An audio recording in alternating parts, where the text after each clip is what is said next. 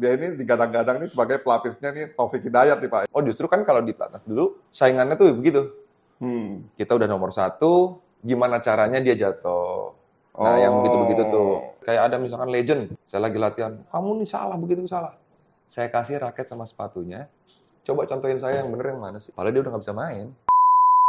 Assalamualaikum warahmatullahi wabarakatuh. Pak E, kembali lagi bersama saya, Wahyu Agung Setiawan di Mas Was Official.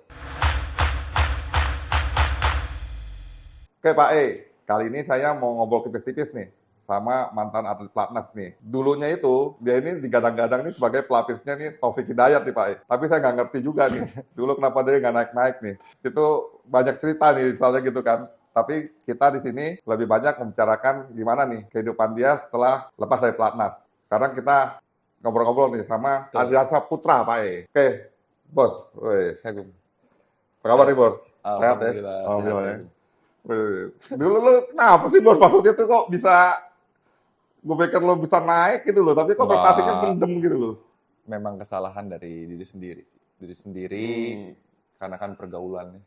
Mental belum siap, karena kan dari junior tuh, dari remaja, masih remaja main di Taruna sudah bisa juara ya? Juara di Taruna, masuk Platnas 16 tahun, habis itu ya begitu di Platnas, 2 tahun pertama aman. 2 tahun pertama aman, karena kan saya sekamar masih sama senior-senior juga, gitu kan. Nah, begitu 2 tahun ke depan, mulai ada pergi ke sana ngikut, pergi ke sini ngikut, lama-lama kan pergi sendiri akhirnya. Gitu. Jadi berarti dari diajak, terus awalnya diajak. Diajak sama siapa nih? Waduh, nggak bisa itu disebutin, bahaya. Tapi kalau misalkan pokoknya inilah ya, ngikut lah ya. Ngikut, pasti ngikut. Pasti ngikut. Ya, lama-lama habis juara di mana. Ditambah dulu kan mental belum siap untuk terima ujian. Iya. Kalau dulu kan kita zamannya itu tabloid. Iya. Selasa Jumat ya, yang bola. Tabloid bola digadang-gadang terus lah kita baca, apalagi kalau kayak sekarang tuh kalau mental nggak kuat banget, media sosial kayak gimana. Kalau dulu tabloid aja bisa mental bisa nggak kuat. Mulailah tuh melenceng kemana, juara di sini. Isinya pujian doang sih. Terus lo berangkat sendiri gitu ya? Yang ngajak di bawah lagi. Ini yang bahaya. Di bawah lagi. Yang ngingetin banyak. Ngingetin, udah pergi aja. Bukan yang ngingetin, jangan dong. Oh justru kan kalau di Platnas dulu, saingannya tuh begitu. Kita udah nomor 1, gimana caranya dia jatuh. Nah yang begitu-begitu tuh. Berarti ini dong ya, maksudnya kalau boleh dibilang tuh ada mental kepiting ya. Iya. Yang mental kepiting tahu ya? Kayak gimana tuh? Jadi kepiting itu kan kalau mau naik tuh dalam satu kotak, dia mau naik begitu, temennya tuh berusaha tuh untuk narik-narik lagi. Itu mental kepiting namanya. Ya tapi memang nggak bisa nyalahin orang lah kita. Makanya sekarang itu ya, saya punya anak buah, nggak ada dapat pujian sedikit pun dari saya nggak ada. Mau dia juara apapun nggak boleh. Karena pujian itu begitu sudah selesai main, sudah bisa makin dewasa, ternyata pujian itu racun ya. Gitu. Jadi berarti dasarnya pengalaman lo itu ya? Karena memang dari pemula sampai Taruna pun nggak pernah dapet, ya bukannya gimana, cuman orang cuma pujian aja adanya. Nah begitu, contoh lah ya, nggak usah latihan lah, lo nggak usah latihan, seminggu lagi mau pertandingan deh, baru latihan yang bener deh, kan tetap juara. Dicoba tuh, Agung. Dicoba, nggak usah latihan lah, sampai itu kena surat peringatan, sampai skorsing, cuek aja. Toh pertandingan masih juara. Oh ternyata bener juara. Tapi kan makin kesana, musuh makin berat. Nggak ada sejarahnya orang nggak latihan juara, nggak ada. Nggak ada ya. Nah, cuman kan udah terlambat kan. Pelatih udah terlanjur nggak suka, pengurus juga, wah nih anak begini begitu. Nggak. Pertanyaan gue dulu tuh siapa sih yang suka ngomongin gitu? Lo nggak usah latihan deh, gitu. Terus ngomong itu. Banyak lah Kak Agus, cuman ya nggak usah sebut nama lah. Mendingan ikut gua enak gitu. Karena mendingan ikut gua. Bener. Dan dulu tuh kalau pulang, kan Kak Agung juga sebenarnya tahu lah. Gue nggak tahu apa-apa gue. Ada lah satu. Walau udah cerita kok. Satu senior saya itu deket banget sama saya. Dia tahu persis lah. Ya cuman dia udah menasihati, cuman sayanya udah telat. Wah, lu lu juga nggak menang sama gua kan gitu. Jadi ya makin kesini makin keenakan. 2 tahun pertama Kak Agung boleh cek itu di Platnas ya. Setiap jadwalnya sholat yang azan di musola itu saya. Lagi lurus-lurus ketua remaja musola ya saya. Kok gue nggak tahu ya? Ya Berarti gue nggak pernah ke musola kali ya? Nggak pernah. Senior nggak ada. Jumatan ada. Jumatan ada. Jumatan ada. Jadi saya itu berempat atau berlima lah. Gitu. Jadi setiap habis pertandingan nih, habis juara nih, kejuaraan Asia Junior misalnya. Sampai Platnas, itu pujian lagi. Ya karena lo bagus kok mainnya. Ya bagus kalau mentalnya jelek, buat apa? Bukannya jelek dalam arti apa ya? Nggak siap untuk jadi besar gitu. Nah itu kan yang larut dalam lingkungan ya. Yang bagusnya sih ada. Dulu tuh ketat ya. Platnas tahu sendiri kan, ketat kan. Ketat peraturannya. Tapi kan setiap ada peraturan ada yang bisa kita langgar. Jangan gini. Jangan pura-pura nggak tahu tapi padahal tahu gitu. Bukan kan gue kan perlu cerita dari lu gitu loh kan, pengalaman makanya lu, saya cerita sebenarnya kan yang Kak Agung tahu juga tapi ya kita kan sama-sama tahu. Kalau sekarang katanya sih ketat banget. Sekarang ketat sekali. Cuman ada juga kecolongan kan gitu. Oh gitu. Nah terus lu lagi pas berhenti main tuh masih tetap main atau enggak berhenti main abis itu karena dikeluarkan karena indisipliner ya. Lu keluarin berarti itu ya? Bukan bareng-bareng yang bukan degradasi. Bukan degradasi itu kan semua. Banyak orang kan. Ada yang karena prestasi biasanya kan. Saya nggak ada degradasi. Dikeluarkan dikarenakan indisipliner. Nama saya sendiri. 1. Baru minggu depan ada lagi. Tapi nggak indisipliner, tapi karena prestasi. Nah, kalau yang dikeluarkan sendiri itu saya. Berarti lu duluan dikeluarin tuh? Sendirian. Dan itu pun langsung di koran ya. Itu juga papa saya yang telepon. Kamu degradasi ya? Atau dikeluarkan ya? Malah orang tua tahu dulu ya? Pas saya lihat, enggak kok belum ada info ke saya. Karena kan dulu handphone masih susah kan? Coba baca itu koran. Saya lupa korannya apa. Saya beli ke bawah. Saya dulu nggak di Platnas. Jadi ada cerita yang kenapa saya nggak di Platnas, itu latihannya. Dulu kan, kalau sekarang kan ada profesional ya? Iya. Dulu kan nggak boleh. Belum. Cuman karena saya membangkang. Yang sebenarnya salah dulu. Salah tuh karena masih muda juga ya. Kayaknya pelatih gue nggak suka sama gue. Gue latihan sendiri aja di luar. Lu berarti ngembangkang ya, sempat latihan di luar ya? Karena ada yang ngajak. Latihan di luar gue sama gue aja. Ada yang ngajak. Kita nggak perlu sebut namanya siapa. Karena kan nggak bagus juga. Ikut gue mau nggak? Senior, main top. Mau? Daripada di sini lo. Iya juga ya, latihan di sini dimarahin mulu karena ada. Jadi alasannya banyak. Indisipliner, tidak bisa menjaga kondisi karena kan Kak Agung tahu sendiri, pagi Indomie, siang Indomie, sore Indomie, malam baru makan nasi ya. Gimana bisa kuat? Cuman karena diajak, mau nggak latihan di luar? Kita cari pelatih sendiri. Jawaban saya ya mau daripada gue di sini. Itu diajak itu lo sebagai sparring atau memang? Ya bilangnya sparring, tapi kan namanya masih Platnas. Masih atlet Platnas. Dapat tuh berapa bulan, pertandingan masih biaya sendiri, jadinya berangkat. Prestasi agak bagus, pulang pertandingan, seminggu kemudian, keluarlah itu. Jadi degradasi karena itu ya, nggak disiplin itu ya. Dulu sih berpikirnya, ini pelatih gue nggak suka ya sama gue ya. Apa yang gue lakuin salah. Latihan jam 8, saya baru dapat latihan jam 8:30, 10 karena ya mungkin karena saya nakal ya. Sadar ya tapi ya, lu nakal sadar ya? Waktu itu, kenapa saya harus begitu? Karena saya kok nggak diperhatiin ya. Jadi gimana cara supaya dimarahin? Nakal lu tuh buat narik perhatian. Ternyata dicuekin. Tambah dicuekin, makanya nggak latihan malah. Skorsing. Banyak lah hal yang bilang saya tuh nakal ya. Nggak mengingkari, memang iya. Sadar saat itu, tapi apa yang gue lakuin bener kok. Nah sadarnya kan terlambat.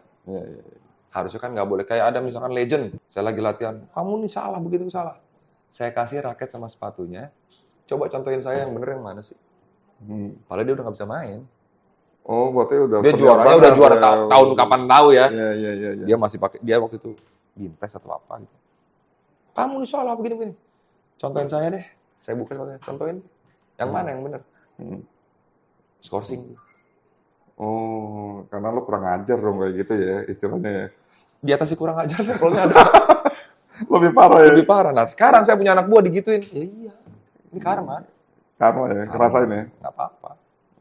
Jadi ya, kalau nggak punya mental-mental yang bagus-bagus amat, lu siap nggak untuk kayak gini? Siap nggak kayak gini?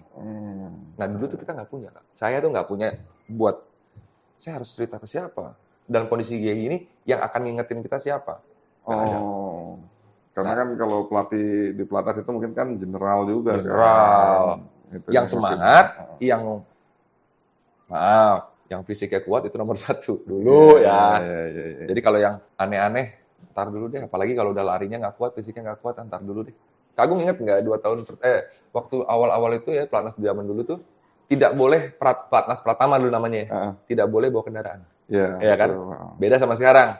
Sekarang boleh ya? Namanya masuk aja, udah boleh bawa. Oh, udah boleh sekarang. Mewah aja boleh gitu. Apalagi dulu kan belum bisa dapat kontrak kalau belum 50 dunia. Zaman gue 16. 16. Kalau yang pas saya, belum 50 belum dapat kontrak. Oh. Cuma makan gaji 750.000. Uang saku. Uang saku 750.000 ya. Utang kantin 1,5 juta. Utang kantin 1,5 juta. Ya, jadi nggak boleh bawa mobil, saya bawa. Saya bawa, makanya itu. Di dalam kamar nggak boleh bawa TV, lemari kita hafal ya. Lemari di pelatnas itu kita bobok. TV masukin dalam. Sampai segitunya, makanya itu yang dibilang indisipliner, melawan terus. Ya saya terima. Begitu dikeluarkan, saya nggak marah. Sadar lah ya, nggak mau ya. Sadar atas kesalahannya ya. Cuman mempertanyakan pernah. Saya langsung datang ke pelatnas, kenapa? Kan prestasi saya masih dalam batas wajar, dan yang rankingnya jauh di bawah saya kok masih bertahan. Oh ternyata bisa. Latihan itu semangat. Yang penting bisa ngambil lah hati pelatih itu. Nah ternyata makin kesini-sini, udah ngobrol sama pelatih, udah dulunya yang saya anggap dia benci sama gue. Ternyata enggak. Ternyata saya berlaku seperti itu supaya kamunya sadar. Ternyata enggak. Ya jadi ini miskom doang. Iya, ini miskomunikasi aja. Dia ngarepin pelatih itu lo bisa narik perhatian pelatih itu dengan lo latihan rajin. Nah, saya ngerasa gue ngelatihan aja menang kok gitu. Iya. Jadi mental terlalu percaya diri ya. Terlalu percaya diri dan memang terjadi terus kan? Terjadi terus. Tapi makin lama nggak mungkin lah. Nah, waktu game 7 sempat game 7. Iya. Bahagia tuh saya. Enak ya? Ternyata cuma beberapa tahun doang. Tahun doang. Begitu balik lagi enggak. Langsung game 21. Langsung game 21. Terus dari selesai main itu udah ya? Maksudnya selesai main dan selesai pelatnas gitu maksudnya itu? Ya kesel masih sih. Main? Enggak main tuh. Jadi berpikirnya gini, mau ngapain lagi ya? Emang dulu boleh keluar negeri? Kan nggak boleh. Nggak boleh dulu. Makanya saya mengajukan surat, bicara juga, saya mau bela. Beberapa negara mau nih kan? Nggak bisa. Nggak boleh. Oh, nggak dikasih? Nggak dikasih. Boleh gitu ya? Sudah ke pelatih lempar ke binpres lempar ke sekjen lempar ke ketua lempar ke pelatih lagi. Jadi muter di situ. Ya sudah, akhirnya dapat keputusan, boleh. Kan saya dikeluarin 21 atau 22? 21. Umurnya? Oh, masih muda ya? Ya kan saya masuknya cepat. Iya. Boleh, tapi nanti setelah umur saya 25. Oh, jadi dibatasin gitu ya? Karena waktu itu masih ada senior kita di luar, Ronald. Bela Singapura. Bagus. Juara. Nah, itu yang mereka takutkan, saya mengerti. Cuman saya mikir, kalau gua nggak main lagi, terus mau ngapain? Pernah tahu dunia kelam, makin kejerumus. 1 tahun. Kurang, nggak nyampe 1 tahun. Tabungan habis. Kan dulu kan udah pacaran udah lama nih. Saya dari remaja udah pacaran sama istri sekarang nih kan. Iya. Masih sekarang. Dia bilang, mau begini terus kehidupan, apa mau stop? Jadi kalau masih mau begini terus kehidupan, tinggalin dia. Kalau lu tinggalin dunia kelam lu, nikahin gua. Gua 1, mau disuruh nikah pakai apa? Mikirnya gimana ya mikirnya? Makan apa ya? Tapi ya udah, pilihan nggak ada kan? Iya. Pilihannya nggak ada, ngomong ke orang tua. Oh, udah. Nah, nikah, nggak tahu mau ngapain. Oh, berarti sempat bingung ya, stuck gitu ya? Stucknya luar biasa itu. Karena kan saya nggak punya raket, nggak punya sepatu, saya udah kasih orang semua. Karena saya udah benci sama badminton. Oh, sempat sampai segitunya, sampai benci gitu. Ketolongnya karena apa? Karena punya lapangan. Orang tua punya lapangan. Tapi nggak pernah datang. Setahun terakhir tuh nggak pernah datang. Karena kepentok, punya anak. Kalau nggak kerja-kerja, mau dari mana nih? Ya kan? Sempatlah kerja yang jaga di showroom mobil, itu pernah. Oh, di luar badminton. Tapi ternyata nggak bisa. Ada aja halangan. Mulailah buka klub kecil-kecilan, ngelatih, ngajak temen. Oh enak, ngelatih enak. Oh dapat duitnya gampang. Mulai deh ngelatih, ngembangin. Nah 2000, karena niatnya bantu orang, banyak yang nggak mampu untuk pengen maju di badminton tapi nggak mampu. Niatnya cari duit. Ternyata malah buang duit. 2007, 2008, 2009, 3 tahun itu. Ada namanya Yusuf. Sekarang jadi Binvest sekarang. Itu yang saya cerita. Dia yang nemenin saya juga. Buka klub pertama. Klub pertama kali. Jadi dari udah setelah ngerasa bisa ngelatih. Ngerasa apa? Di luar tuh nggak enak lah gitu. Baru balik lagi. Akhirnya balik ke dunia badminton. Dengan buka klub. Dulu namanya apa? Dian Jaya. Oh, Dian Jaya. Dian Jaya. Nah, reguler itu ya? 2006, saya buka 2006. 2007 kita punya sponsor. Perorangan tapi. Namanya Pak Haji Erwin. Dulu jadi nama klubnya WR. Erwin Ardi. Oh. Wah, udah nggak minus nih tiap bulan nih. Enak. Oh, berarti dari Dian Jaya nih ganti langsung WR. Di WR. Wah, 6 bulan stop sponsornya. Waduh, susah juga ya. Tiap bulan gimana? Operasional segala macam. Dah, akhirnya saya putusin untuk 2009. Tapi kita masih bertahan terus. Yang nggak mampu makin banyak yang datang. Oh, malah makin banyak yang ini. Makin banyak. Saya ngobrol sama Yusuf. Gimana? Ya sudah. Termasuk Rianto, Ihsan. Kalau Rianto kan memang ini. Ihsan Maulana. Rianto itu ya. Rianto Subagja. Ihsan Maulana. Anggia. Termasuk dulu tuh Gloria pernah latihan di sini setahun gitu ya. Banyak lah, Kak. Berarti itu tempat lo pegang latih? Ya, 2 tahunan, 2 tahun, 3 tahun. Kalau Ihsan dari kecil kan. Nah, 2009, karena banyak yang dibantu, operasionalnya nggak nutup sama sekali. Jangankan gaji pelatih. Karena saya kalau pertandingan dulu di luar negeri waktu pelatnas ya, saya supel gitu sama orang, sama negara, setiap negara gitu ya. Nah, waktu itu ada Indonesia Open kan. Indonesia Open, saya udah ngelatih aja. Terus saya sempat kerja juga sambil, saya ngelatih itu reguler kan. Telepon dari anak Jarum. Dulu kan saya masih suka juga konten-konten sama anak Jarum. Bang Ardi, ada yang mau ketemu. Siapa? Orang Austria. Gitu, orang Austria. Siapa? Jurgen. Oh iya, salam ya. Dia mau ketemu Jurgen Koch kan. Oh iya, konten-konten ketemu. Akhirnya main tuh. Oh, saya udah nggak bisa main. Saya cuma ngelatih biasa aja. Cobalah. Dipaksa tuh, Kak. Main. Langsung ditawarin sama dia. Minggu depan, ikut saya mau ke Austria. Jadi pemain. Jadi pelatih, pemain. Pemain itu main liga. Liga di Austria. Main liga klub. Liga klub. Karena saya punya anak, nggak bisa jauh. Maaf, saya nggak bisa karena saya nggak bisa jauh dari anak istri saya. Malah udah ada tuh ya tawaran buat main badminton lagi ya. Digajinya waktu zaman itu kalau dirupiahkan 17 juta. Saya tolak. Besok disuruh nonton Indonesia Open. Bareng dia udah kalah. Ngobrol-ngobrol lagi. 25 deh. Dinaikin gajinya? Bukan gara-gara salary-nya ya. Bukan gara-gara gaji. Cuman memang saya nggak bisa jauh. Besok latihan lagi deh. Latihan, main double, main single, main mix. Besokannya dia ngomong, kita ketemu di Hotel Mulia. Ajak anak istri kamu, katanya gitu. Sama Kohari dan lain-lain lah. Ketemu kita di Hotel Mulia nih. Makan. Dia ngomong, kalau kan kamu nggak bisa jauh dari anak istri. Kalau mereka kita bawa, tapi kamu main liganya itu 3. Single, double, mix. Sanggup? Karena mainnya cuma Sabtu dan Minggu. Jadi anggap aja anak istri kamu itu pemain juga yang kita sewa. Tapi kamu mainin semuanya. Waduh. Berarti mesti latihan lagi dong? Iya, betul. Saya tanya istri saya, ya udahlah, pengalaman. Oke. Tapi 3 bulan pertama kamu sendiri dulu ya.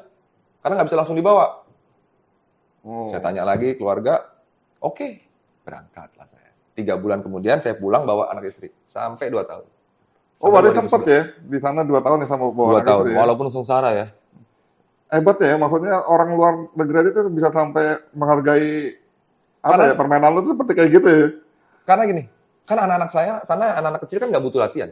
Nggak boleh dilatih capek itu nggak boleh. Oh. Latihannya yang udah lulus SMA lah. Oh. Nah, mereka pinter. Gimana caranya bayar saya? Setiap Senin kan jadi Senin sampai Jumat tuh nganggur. Oh. Kerjanya cuma Sabtu dan Minggu. Main. Tapi di 3 partai itu ya? 3 partai. Wah, luar biasa. Berarti Sabtu Minggu 6 kali ya. Nih Pak ini, gimana bakatnya nih anak ini sebenarnya? Itu kepaksa Luar sama. negeri aja tuh sampai 3 aja loh, dia bisa main single double mix tuh bisa gitu loh. Luar biasa loh. Nah, Senin sampai Jumat kan kosong. Jadi setiap Senin kita tinggal itu namanya di daerah Traun. Traun itu kalau di Indonesia ya, Traun itu di Bandung ya 2 jam. Ya. Vienna kan di kotanya ya besarnya. Kita naik 2 jam dulu tuh. Nah, setiap Senin itu kita mesti ke Vienna ngelatih. Ngelatihnya apa? Hobby player, bapak-bapak, ibu-ibu. Oh, pemain rekreasi ya, kalau gitu. pemain Seminggu hobi ya. sekali. Itu yang saya bilang, saya kapok sebenarnya. Karena apa? Karena saya bawa anak-anak saya, kan mereka biayanya tinggi. Oh. Jadi abis ngelatih mereka itu, ngelatihnya cuma kalau zaman sekarang ada Agripina. Ngelatih trik-trik soto, mereka tuh senang. Oh. Mereka iya, bayar iya. itu per orang itu kalau dirupiahkan 500.000 per orang, yang latihan hampir 20-30 orang. Banyak dong. Gede. Setiap hari Senin. Hmm. Setelah 2 jam ngelatih, masih ada session 1 jam lagi. Hmm. Latihan tuh di basement latihannya, lapangannya. Di lobbynya itu toko spot punya si bosnya juga, bos yang bawa saya. Oh. Jadi nggak merekanya ke toko, tokonya diboyong ke bawah. Saya yang ngangkat. Bayangin. Oh. Sepatu, raket itu kita tawarin ke mereka. Oh, berarti diturunin gitu Turunin. ya. Untuk 3 lantai. Tangga, nggak ada lift. Nanti udah selesai, naikin lagi. Tapi dari situ kita, dari hasil penjualan itu, dapat fee. Oh. Gitu. iya, Makanya cari duit iya, sebanyak-banyaknya. iya. Begitu udah 2 tahun, baju masih di sana semua. Kita lagi ada libur musim kan, Hmm. liga habis. Nyampe sini ada Sirnas. Hmm. Di Kuningan mainnya. Main gitu ya main. Udah lama juga nggak main Sirnas di Indonesia. Main, juara nih. Hmm. Padahal bulan depan harus balik nih ke Austria. Oh iya. Hadiahnya tahu sendiri, 17 juta. Iya, lagi itu Sirnas 17.600.000. juaranya. Saya main single double mix. 3 juga main. 3 juga. Singlenya juara, mixnya juara sama Terise. Oh iya. Pertama kali saya main. Oh. Double final. Dapat duitnya sama kayak sebulan di sana, 1 Sirnas gitu kan. Balik ngobrol sama istri. Udahlah, di sini kan nggak pasti. Kalau di sana kan pasti. Iya juga ya. Lagian barang-barang kita masih di sana semua. Ada orang datang. Mas Ardiansyah, mau ngobrol sebentar bisa? Ngobrol. Mau nggak privatin anak saya? Wah, nggak bisa, Pak. Setiap hari. Di luar transport bersih 15 juta. Di luar transport makan, iya. Oh. Daerah mana Pak? Kelapa Gading. Berarti kalau saya rumah di Bekasi, Kelapa Gading, nutup lah. Dan duitnya lumayan. Nggak jauh-jauh lagi. Kesalahan saya terima lagi. Capek kagum makan dibatesin di sana. Karena kalau kita mau makan enak terus, duit habis. Oh, Gitu di kan? luar ya. Kalau di luar itu. Mulailah di sini, ngelatih di sini. Oh, akhirnya tuh nggak berangkat. Nggak berangkat. Marah orang sana. Ngelanggar Gimana? kontrak. Nggak ada. Nggak, kontrak kan setiap kita balik sana baru tanda tangan lagi, setahun lagi. Oh. Nggak, cuman barang-barang saya di sana. Udah saya tinggal, saya ngomong baik-baik, minta maaf. Udah akhirnya mereka memaafkan ya. 1 bulan pertama lancar. Gaji ya. Bulan kedua lancar, bulan ketiga lancar, bulan keempat mulai dicicil, bulan kelima mulai tersendat, bulan keenam nggak gajian. Ini Yang privat di sini. Oh. Gue udah tinggalin Austria, di sini nggak bener. Mulai lagi, stres lagi deh. Ngapain? Nggak, itu terus waktu lo tinggal tuh, klub lo itu di sana, itu gimana nasib Kita itu? ganti siapa yang bisa. Oh. Cuman kalau ganti yang bisa main 3-3-nya agak Susah. sulit ya. Akhirnya dia minta, udah main tunggal aja. Gitu, main tunggal. Ada lah di sini yang gantiin. Banyak tuh pengganti saya banyak abis itu. Cuman ya memang mereka bilang, kita rugi. Karena kita harus bayar 3 pemain. Makannya, gitu. Karena kan kalau saya Lo mesti bayar triple sama gua dong gitu. bawa keluarga, kan mereka nggak perlu kasih makan. Iya. Karena masak di apartemen kan. Udah, begitu 6 bulan gagalnya mau ngapain lagi nih? Bingung Kak Agung. Akhirnya, bukalah AIC. Tapi dengan catatan saya masih main Sirnas. Oh, jadi waktu lo tinggal tuh? Waktu saya Waktu tinggal itu klub lo yang dulu tuh gimana? Saya kasih ke Yusuf, yang asisten-asisten saya. Jaga ya, nanti tiap bulan gue gajian, gue kirim duitnya. Tetap berjalan? Harus berjalan. Ternyata 2 tahun saya balik, anak buah saya udah nggak ada. Kok bisa? Saya tanya, Sup, kenapa? Gue nggak sanggup, karena waktu itu belum ada transfer antar luar negeri tuh masih pakai Western Union. Iya. Belum kayak sekarang semudah gitu. Jadi, udah ntar aja lah, bisa lah mereka. Toh nggak ada kabar juga kan. Ternyata ada yang udah di Jarum, termasuk Ihsan. Oh, jadi saya nggak tahu apa-apa. Jadi hilangnya itu karena saya nggak bisa membiayai. Pindah klub, ya kan dia prestasi terus pindah klub besar gitu ya. Prestasi ya karena prestasi bukan pindah, diminta. Semua diminta. Makanya ya bersyukur saya, berterima kasih sama Jarum karena kalau nggak Jarum kan mereka juga nggak masuk pelatnas. Iya betul, gitu. Maksudnya kan nggak bisa lebih berkembang. Iya kan, artinya kan lo di sini sebenarnya potensi ngelatihnya ini bagus nih di klub ini kan. Akhirnya saya putusin buka klub berbasis akademi, berbayar, udah nggak ada bantu-bantu orang lagi. Awalnya, sebulan pertama aman, bulan kedua udah mulai berdatangan. Saya pengen maju anak saya, tapi saya nggak punya apa-apa. Kagum kalau jadi saya, kalau nggak punya duit pulang, gitu, kan nggak mungkin. Ya sudah. Cuma 1 Sup, saya bilang. Ya. Enggak. 2012 itu Yusuf nggak ada.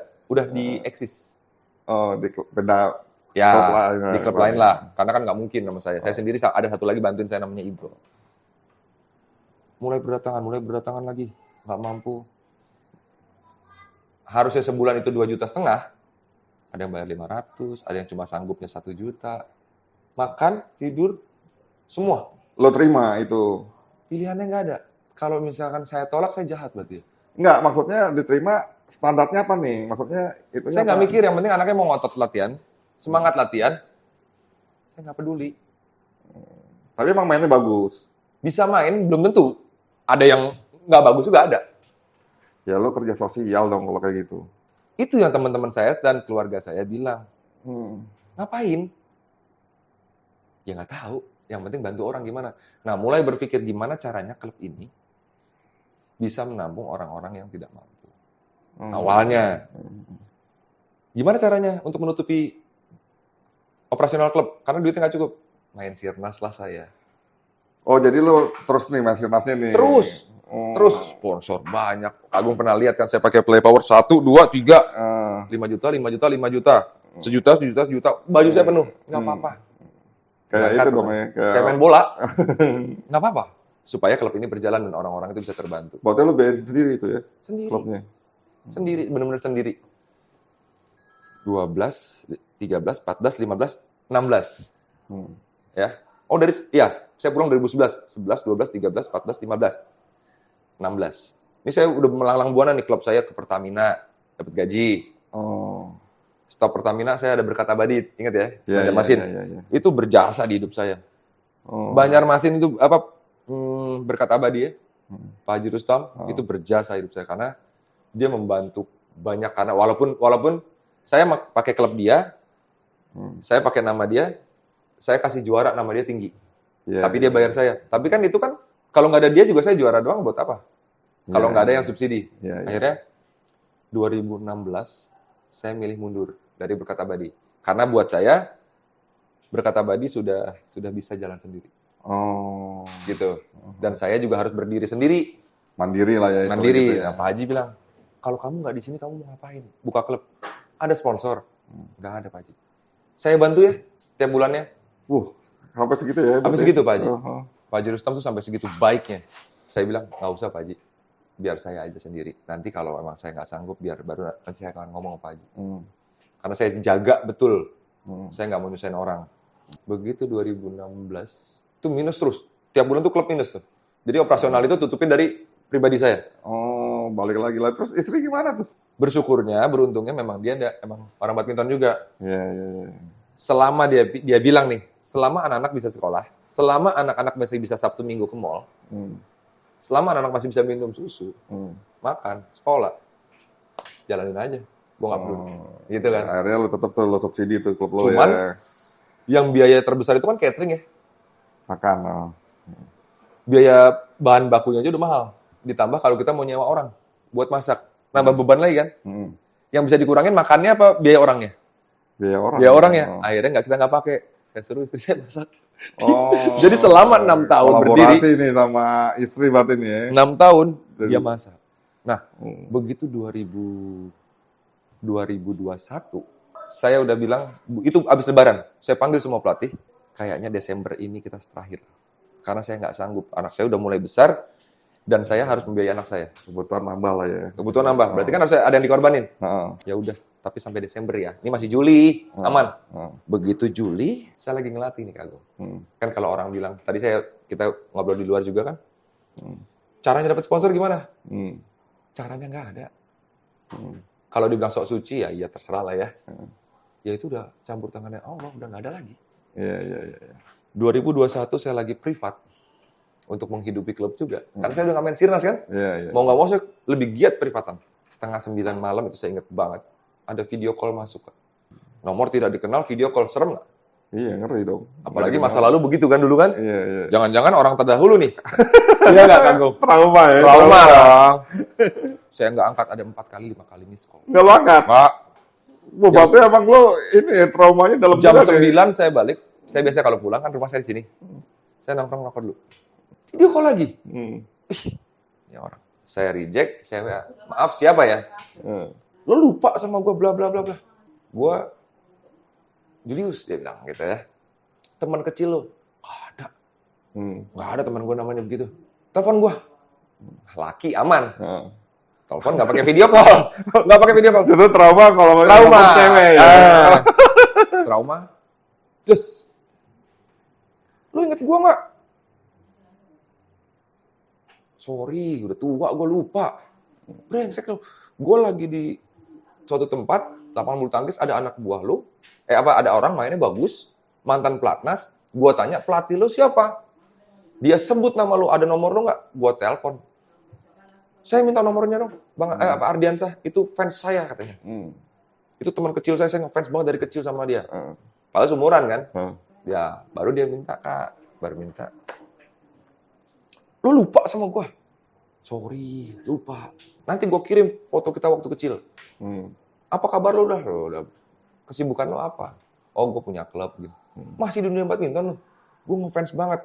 Jadi teman saya ini sama almarhum Marcus Kido juga. Bertiga. Iya. Ternyata dia adalah orang yang kalau main lawan saya tidak pernah menang di Jakarta Utara. Masa kecil ya? Masa kecil. Semua gue bisa lawan katanya dia. Bisa kalahin. Lu doang. Brengsek lu ya katanya gitu kan. Makanya gue ngefans sama lu. Gue pikir lu udah gak di badminton. Ya masih lah. Oh beda ya kita sekarang kata dia. Gue udah jadi pengusaha nih. Agak emosi tuh. Kalau emang lu pengusaha, lu support dong klub gue. Oh lu komporin. Oh lu punya klub? Iya masih. Ada akademi juga. Bantu orang banyak. Nah, makanya kalau lu pengusaha, bantu gue dong. Lu besok datang nih ke kantor gue. Dalam hati saya nih. Sombong amat. Iya kan? Wah ini ngapa sih? Jalannya orang gitu ya. Di Sherlock. Nyasar-nyasar dulu. Ketemu lah. Ada penjaga gerbangnya. 1, 2. Oh iya Pak Ardian saya. Sudah ditunggu sama Bapak di atas. Silakan turun. Oh gede dong ya berarti. Pabriknya gede. Pabrik drone soalnya. Nah saya diantar sama sekretarisnya ke atas. Nunggu lama 15 menit. Dipanggil lah masuk. Saya udah rapi Kak Agung. Baju rapi namanya ke kantor dipanggil. Mau ketemu orang. Saya kaget. Dia peluk saya. Bro, peluk saya. Pakai baju kutungan, pakai gini. Mana tuh kantornya dingin banget kan. Udah mulai agak inget saya nih mukanya nih. Badannya lebar banget, gendut banget. Kangen banget gua, apa kabar, bla bla bla. Ya, duduk. Ngomongin masa lalu tuh, nostalgia. Gue udah mulai inget nih. Udah deh, nggak usah ngomongin masa lalu. Cuma, nggak ada habisnya. Sekarang apa yang bisa gue bantu? Dari situ. Iya. Butuh berapa? Setahun. Pernah ngitung nggak? Langsung ditembak gitu? Pernah. Saya emang pernah ngitung kan. Ya 400 sampai 500 sih bisa. Hidup klub. Bisa besar? Berat. Karena 400-500 itu hidup aja. Ya untuk biaya klub itu ya, 500 tuh buat hidup doang ya, klubnya ya. Kalau kita mau besar, besarnya seperti apa nih? Konsep saya beda. Kalau mau besar, kita mesti merintis dari bawah. Setuju katanya. Gua nggak mau beli pemain yang bagus-bagus, yang puluhan juta segala macam nggak mau. Yang ada potensi kita beli masih oke, potensi ya. Tapi kita condong ke yang kecil-kecil, karena supaya kita mencetak sendiri. Setuju. Tapi biayanya nggak kecil. Karena kita mesti ada, kalau mau manajemennya bagus, bagian finance-nya harus ada, sekretaris harus ada, manajer harus ada, banyak yang harus dikerjain, pelatih harus ditambah. Gini deh, lu pulang, bikin anggaran 2 hari. Itu hari Jumat, Minggu harus beres. Nggak mungkin. Nggak mungkin. Mau nggak? Ya tapi nggak mungkin kalau 2 hari. Ya coba aja dulu. Nanti coba. Masih nggak, alah paling ngomong doang gitu ya awalnya. Iya, nggak percaya loh ya. Oh, nggak percaya, ada orang gitu ya. Akhirnya, saya mau pulang nih. Tadi dulu, selain dana, supaya menunjang, apalagi yang dibutuhin? Ya harus punya gor sendiri. Berapa meter? 5.000 cukup lah. Lu tantang gitu ya, punya gor sendiri gitu ya. 5.000 ya? Sebentar. Ya telepon orang. Dah. Tuh, ada orang gue di bawah. Lu diajak muter-muter. Di daerah Sentul ya. Babakan Madang sirkuit sana. Ada beberapa tanah tuh yang 5.000 sampai 6.000. Nggak ada yang cocok. Sayanya ya. Nggak serak lah ya. Nggak serak. Karena ada yang teksturnya kan, karena di Sentul kan ada yang bukit. Berbukit-bukit Balik lah. lah. Dari tiga lokasi saya pulang lah. Balik lagi ke kantor. Gimana? Belum. Ya udah. Ntar gampang. 5 sampai 10 lapangan boleh sih. Ya kalau enggak juga 7 lapangan cukup lah, 6-7 cukup. Ya ntar gue pikirin. Makanya lu kerjain tuh. Sabtu malam itu baru sehari Kagum. Di telepon saya. Udah jadi belum? Proposal. Nama anggaran. Ya belum. Saya minta bantuan namanya Gilang. Bikin proposal. 3 hari 3 malam nggak tidur. Nyelesain karena harus fix nih. Jangan ada yang kelewat. Sabtu ditelepon belum. Ya udah gue tunggu besok. Besok belum kelar juga. Ya udah gini deh, katanya hari Minggu malam.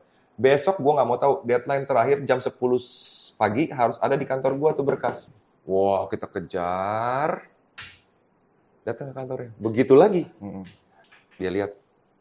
Enggak, proposalnya nggak dilihat. Cuma lihat nominal doang. 2,4 sekian miliar. Per Nominalnya. Tahun. Nominalnya. Per tahun. Oke, nggak ada masalah. Hebat ya. Saya nanya dong. Bro, serius? Gue kalau ngomong ya karena lu idola gue aja. Kalau nggak, ngapain gue keluarin duit segitu? Wah, luar biasa ya. Wah, saya gemeter. Saya sambil WA istri saya. Gue masih nggak percaya, saya bilang. Udah deh, lu pulang nih. Masih banyak tamu yang mau ketemu gue. Oh, yang tamunya pada pakai dasi segala macem. Wah, ini orang hebat ya. Mau gitu ngebantu. Tapi saya masih. Ya udah, gue balik ya. Pulang. Gimana sih? Dipakai dong otaknya. Kenapa? Kalau lo pulang, butuh berapa waktu lagi ngurusin ginian? Yang harus lo lakuin sekarang, lo cari notaris. Bikin perjanjiannya. Perjanjiannya selesai, notarisnya selesai, kan cair. Berarti legalitasnya ya, Iya. kejar jadi resmi gitu ya kan, kerjasamanya. Terus notarisnya bilang, harus punya yayasan. Ya sudah, saya ada yayasan kok. Yayasannya adalah berdiri Akademi Indonesia Cemerlang. Kalau disingkat, AIC tetap. Walaupun kalau bulu tangkisnya bukan. Nah, itulah yang terjadi. Kena COVID dia. Dia kena COVID. Belum tanda tangan nih. Sebulan. Aduh. Udah mikir lah. Ini mah cuma angin surga nih kayaknya. Itu Kagum ya. Pas dia sembuh, gue udah sembuh. Kapan lo mau datang? Hari itu juga saya datang. Janjian jam 1 siang. Saya sama notaris. Notarisnya notaris di Bekasi terpandang lah. Ternyata dia baru keluar rumah jam 4 baru bangun. Saya 3 jam nunggu di mobil. 4 sore? Jam 4 sore dari jam 1 siang. Saya sabar. Saya nggak enak sama notaris kan. Iya. Sabar. Sorry, gue baru bangun. Notarisnya nggak mau. Gimana? Udah jadi? Pak, ini soal perjanjiannya. Ya udah. Yang mau tanda tangan mana? Belum bisa, Bapak, maaf. Rules-nya peraturannya memang harus dibaca dan dijelaskan dulu sama notaris. Dibacain semua isinya tuh. Nggak perlu, tanda tangan aja. nggak bisa Bapak, ini peraturan memang harus kayak gitu. Lama ya. Ya udah, selesai. Notaris bacain perjanjian segini, kita sambil ngobrol, dia nggak dengerin. Gitu ya? Begitu udah selesai, Kalau yakinnya aja gitu ya? sudah Bapak, ada yang mau direvisi. Bab sekian, nomor sekian, itu dirubah. Jangan begini-begini. Ternyata dia dengar. Hebat nggak tuh bos saya? Hebat. Nggak apa-apa. Nyimak deh sambil ngobrol. Tanda tetap tangan nyimak aja. Saya tanda tangan aja, tetap deal. Cuman itu nanti dirubah. Ya, udah. Saya pulang. Ya, saya pulang dari situ sama notaris. Clear langsung. Sudah masuk dananya. Cek di yayasan. Oh, langsung itu ya? Berarti yayasan udah siap dulu nomor rekening dong? Udah siap. Hebat kan orang kayak gitu. Nah, itu saya masih nggak nyangka sampai sekarang. Dan kenapa tadi pagi saya bilang sama kamu, saya peresmian, ternyata bener. Dan itu GOR itu semua dari Famindo Group, Pak Julius. Oh, jadi Farmindo Group ya itu ya? Katanya sponsornya. Memang bergeraknya di bidangnya banyak. Saya aja nggak hafal. Yang pasti drone. Nah, Berarti ini udah berjalan berapa tahun? September besok 2. 2 tahun. Mau 2 tahun. Nah, terus dari AIC Farmindo ini, target lo apa nih? Kalau kita bilang, kita maunya jadi klub besar. Pasti semua pengen jadi klub besar. Iya. Cuman ada visi dan misi yang agak sedikit berbeda saya. Kalau orang bilang, kalau memang klub besar, uang banyak, kenapa belum ada hasil udah mau 2 tahun? Gitu ya. Saya memang visi saya, prinsipnya, saya mau nyetak, saya nggak mau main beli aja. Jadi memang Dan kalau memang si anak ini kita udah biaya nih, terus dia nggak nyaman gitu, ada kekurangan apa, dia minta mundur, silakan. Karena ini kan Bekasi pusat ya, nanti akan dipindahkan. ke lapangan Sentul. yang baru itu. Jadi Sentul itu kan jadi pusat. Dan saya mobile. Enggak, tadi itu bos, gue tertarik sama visi misi lo dulu nih. Itu bisa lebih ini kayak, bisa lebih clear nggak tuh itu? Nah, kalau anak-anak kan kayak gitu ya, kita visinya mau cetak, pelatih itu harus nyetak sendiri. Nyetak pemain. Nyetak pemain. Maksudnya ini nyetak pemainnya ini nih standarnya Gini, apa nih? standarnya itu kan, kita pasti ada targetnya, pasti juara Sirnas dong. Ya Sirnas, kan? juara Sirnas. Berarti kan kita tahu nih potensi kita nih. Ini potensi anak ini ada, tolong pelatih ini kembangin. Oh, Ya. lihat lo bisa ini ya, ada barometernya untuk dia tuh berbakat. Kita nggak apa perlu, gitu ya. ini loh, dia pernah juara di daerahnya. Oh enggak, kita nggak perlu Oh. itu. Karena kita tahu, pasti kalau yang udah juara-juara di daerah-daerah, larinya ke Klub klub gede. besar. Ya, Karena memang orang trust-nya masih ke klub besar. Nah, itulah. Kita harus nyetak. Begitu sudah berjalan 1 tahun, nggak nyampe 1 tahun, banyak permintaan untuk jadi satelit di sini, daerah. Nah, saya tidak mau. AIC Farmindo tidak boleh ada satelit. Yang boleh adalah cabang. Oh, berarti ini lo ada pengembangan klub ini nih ke daerah itu berupa cabang-cabang klub. Saya tidak mau berupa satelit. Karena kan kalau takutnya, masih klub kecil aja sok-sokan bikin satelit, kan gitu. Nah, yang terbaik apa?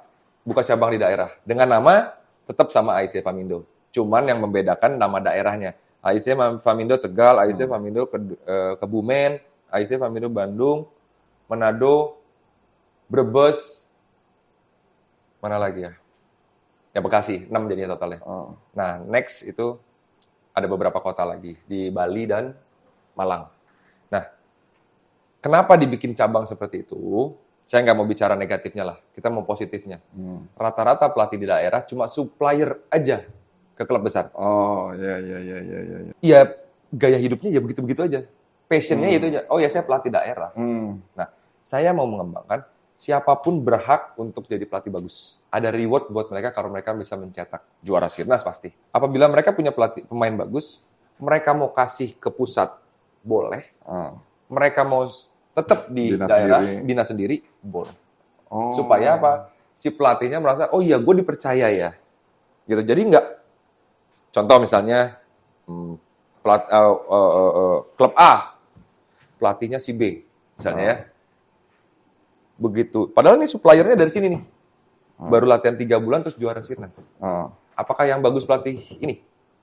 Ya udah ada dasar dari awal nih dong. Dari awal. Nah, itu yang kita mau kembangin, Kak.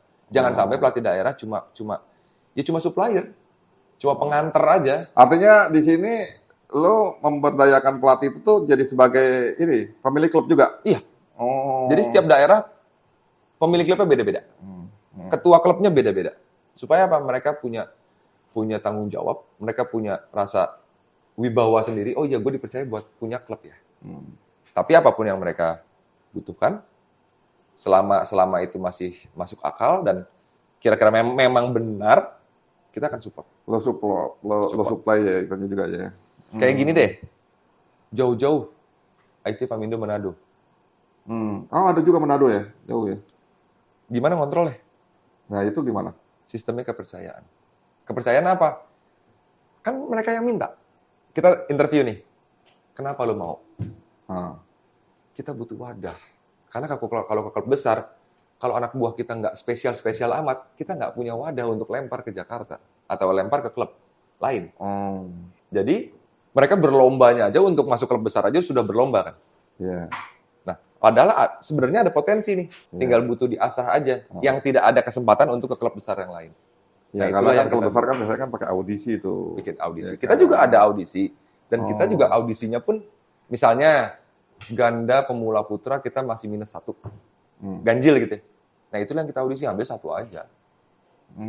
Tapi kita lebih concern ke yang kecil-kecil banget. Yang berarti memang benar. 2013, 14, 15, 16 masih 3 tahun 4 tahun kemudian kan kita nggak perlu cari pemain kan.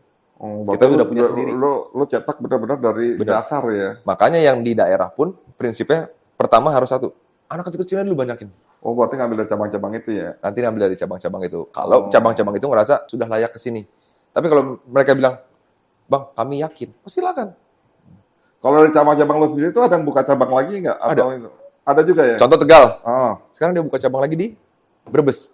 Oh, dia buka cabang lagi. Tapi itu Brebes ini under Tegal apa under langsung? Masing-masing. Dia buka di Brebes, tapi dia nggak boleh jadi ketuanya di Brebes ini. Berarti ada ini dong, ada delegasinya juga. Ada. Didelegasikan gitu ya. Ini dia mau buka, Bang Ardi boleh nggak kita di Semarang? Karena kebetulan kita kerjasama sama Haikwa juga. Haikwa itu punya beberapa lapangan di beberapa daerah. Nah, kebetulan sudah deal, kita udah pakai 2 bulan. Besok baru tanda tangan kontraknya lagi di Surabaya. Lusa lah. Setiap lapangan Haikwa yang ada di Indonesia, AIC boleh pakai. Untuk pembinaan? Pembinaan. Oh, iya. Nah, sekarang kayak misalkan Bali nih, kemarin saya dari Bali. Orang punya lapangan. Mas Ardi, saya mau pakai AIC Famindo dong sini. Lapangan saya pakai aja, nggak apa-apa. Sistemnya seperti apa? Saya tanya dulu nih. Sistem semua Mas Ardi aja, dari AIC pusat.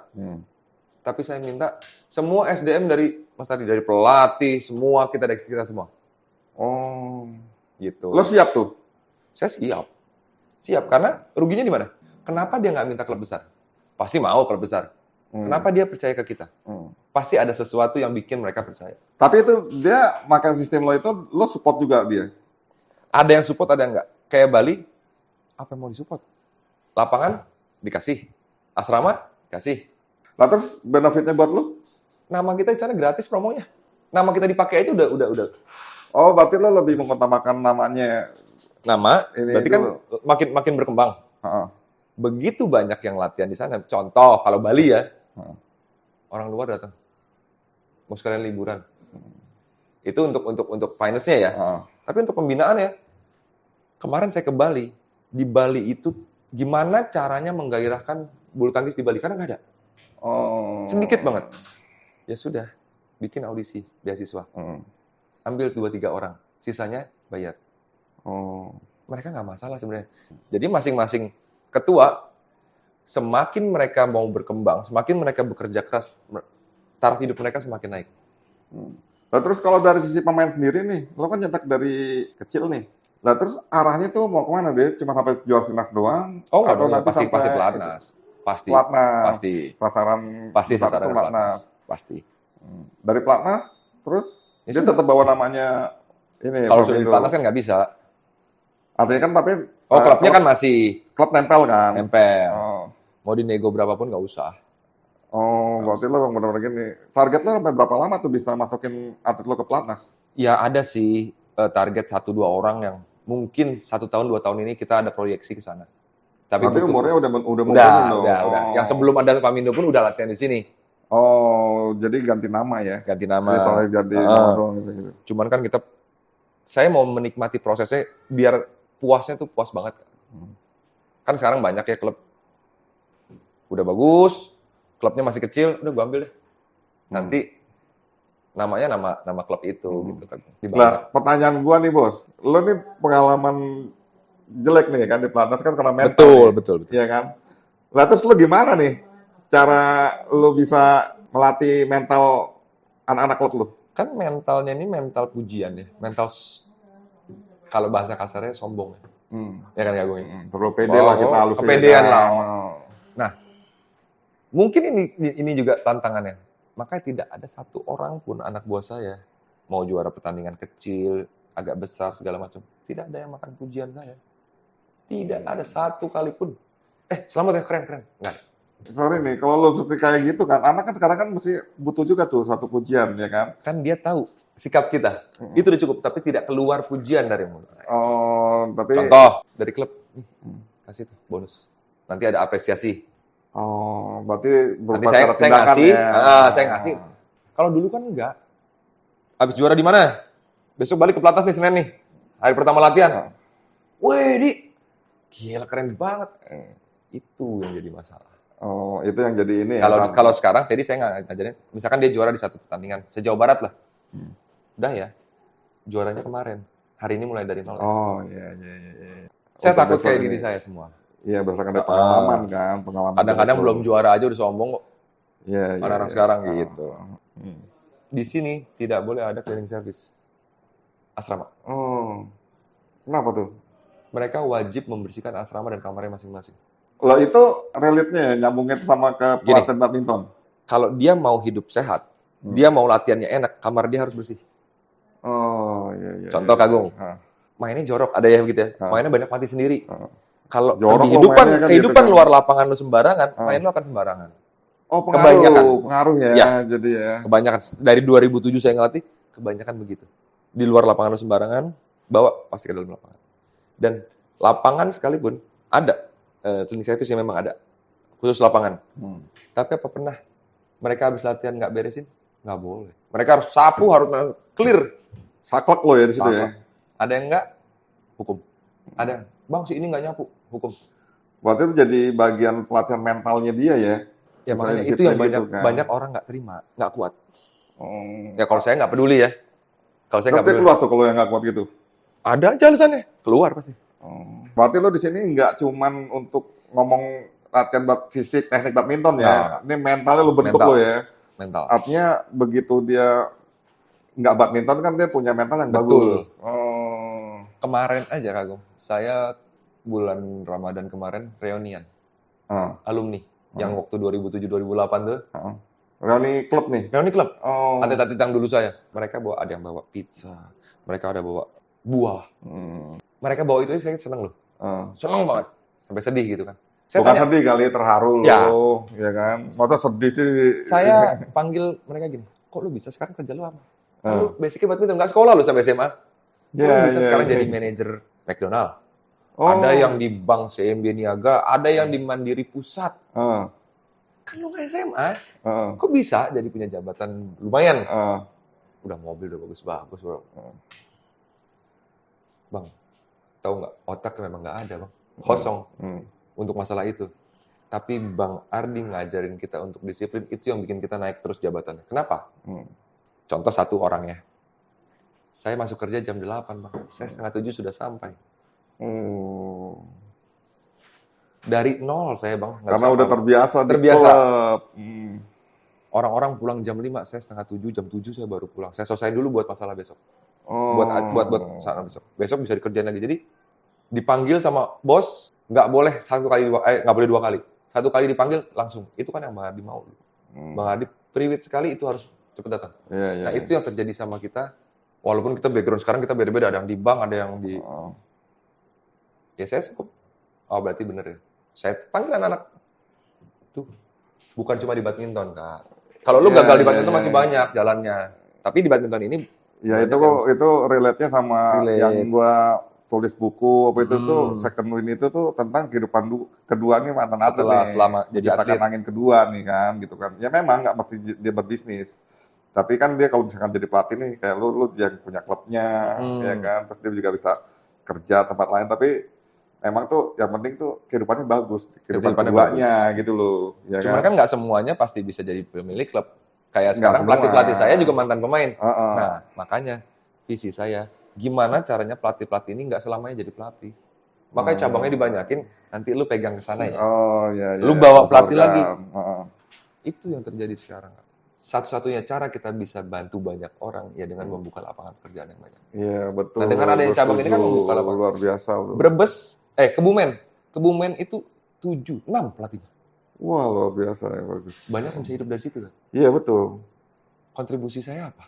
Enggak, saya juga cuma mengizinkan, terus ngasih sistem yang baik. Ini loh, manajemennya seperti ini nanti ya. Ini sistemnya nanti seperti ini ya. Lu nggak usah terlalu terang, yang penting lu nggak mati, lu nggak padam. Jadi lu nggak perlu, kalian tuh nggak perlu berlomba-lomba untuk, bang, saya nih di Brebes paling ini bang, saya di Kebumen ini paling begini. Nggak perlu. Kalau ada yang pengen saling menonjol, usah. Contoh, ini Sirnas di Surabaya. Pelatih Bekasi, pelatih Bandung. Ya, pelatih kita berangkat 3. Official kita. Ternyata yang dipakai gornya 3 gor. Capek dong seharian semua. Kan ada yang dari sini nih. Mereka cuma bawa 3-4 atlet. Gabung mereka di sana. Enak nggak? Bisa saling cover. Karena jadi satu naungan. Dan itu. Ya kan? Jadi kita tuh di AIC Famindo ini kita buat keluarga. Siapapun yang baru bergabung, itu adalah keluarga. Nggak kebayang, saya juga bakal kayak gini, nggak kebayang. Apakah ada yang benci? Banyak. Kita peduli? Kan nggak perlu. Orang mau ngomong apa, selama saya tidak merugikan orang lain, saya jalan terus. Sekarang nih, bos, lo sering keluar kota nih, ya kan? Lo sering keluar kota kemana-mana nih, lo ngurusin anak orang, ya kan? Kalau lo keluar kota, ini kan, apa kemana gitu kan, suka lama kan berarti kan? Misalnya kan ya paling nggak seminggu lah, berapa hari gitu kan. Nah, yang dikangenin sama anak lo tuh apa dari lo? Lo ngurusin anak orang, apa gitu kan? Bener kalau perhatian anak orang gitu lo. Ya. Sekarang apa tuh yang dikangenin anak lo? Kalau pertanyaannya kayak gitu, saya jelasin dulu. Anak saya aja yang 2 ya. Yang udah gede-gede nih, kan udah mau kuliah 1. Yang satunya masih SMA kelas 3. Itu komplainannya cuma gini. Enak ya jadi anak asrama. Enak ya jadi anak asrama itu maksudnya anak badminton. Lebih diperhatikan dan lebih disayang dibanding kita di rumah. Wah, itu ketabuk. Lah ya itu, makanya kan. Maksudnya ada hal yang dikangenin sama anak lo nih. Penjelasan saya cuma satu. Kalian bisa kapanpun ketemu saya. Kalian bisa kapanpun telepon saya. Mereka ketemu itu setahun sekali ketemu orang tuanya. Dan saya harus memastikan mereka dititipin orang tuanya di sini harus dalam keadaan baik. Walaupun nggak akan sempurna. Dan ini adalah hidup saya untuk masa depan kalian. Karena kan ngurusin gini walaupun ya nggak bisa banyak duit banget, cuman kan seenggaknya bisa menghidupi kita dari sini. Nah mereka ngerti. Yang gede ngerti, yang kecil yang nggak mengerti. Karena apa? Karena yang kecil kalau tidur wajib sama saya, walaupun udah umur 10 tahun. Nah itu apa tuh yang dikangenin sama anak lo yang kecil tuh? Karena kalau dia punya masalah, misalkan harus ada yang nggak bisa diceritain sama bundanya, contoh misalkan ada bukunya ketinggalan, kan dia nggak akan berani ngomong sama bundanya.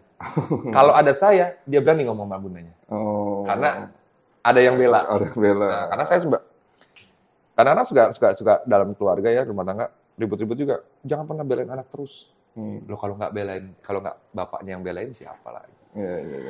Nggak ada. Nah kalau yang kecil tuh, jadi kalau keluar kota Kak, setiap malam itu wajib jam 8 itu wajib video call. Saya lagi mau meeting, mati. Jam 8 malam. Itu harus sebelum dia tidur, video call dulu. Kadang-kadang istri saya juga, nggak usah terlalu lebay deh. Gitu amat sama anak. Karena yang 2 ini udah gede, udah nggak bisa digituin kan. Kadang-kadang kita WA kapan, balasnya kapan.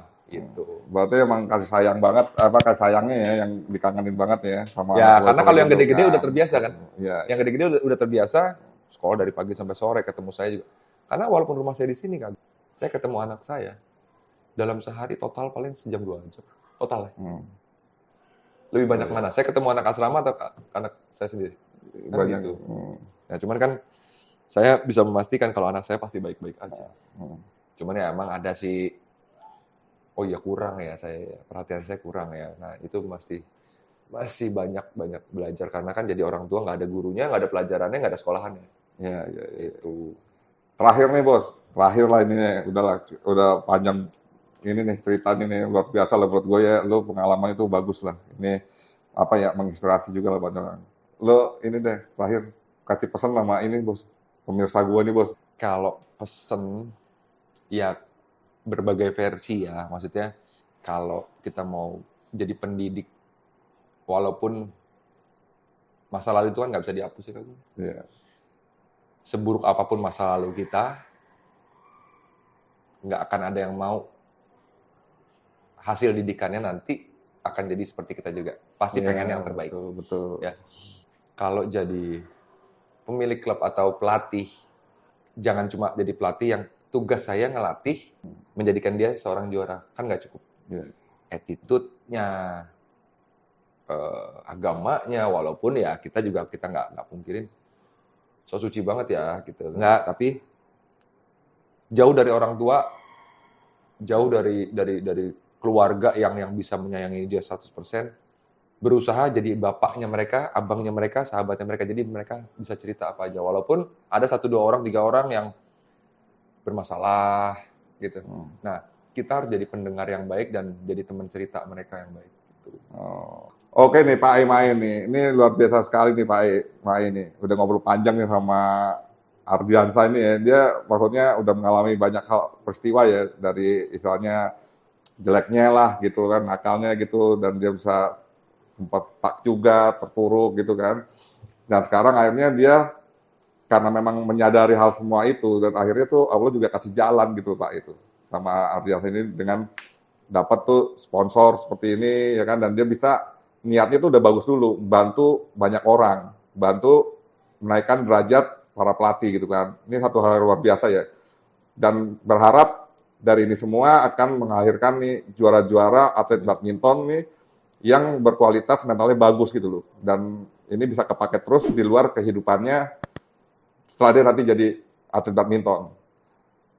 Sampai di sini Pak Ai ikutin terus ya channel saya ini dan ambillah insight dari obrolan tipis-tipis ini. Oke Pak E, sip.